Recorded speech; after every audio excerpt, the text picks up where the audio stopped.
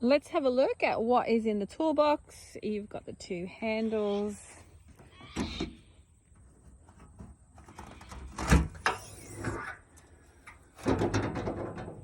Okay, it's a lot. Let's have a look. You've got water in there. You have a bucket.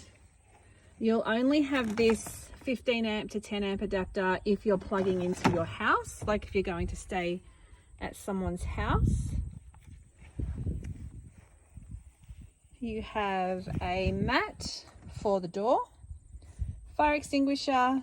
You've got your gas cooker down there and gas cooker lead. This is the gas cooker stand. You've got your 15 amp lead if you're plugging into the caravan park.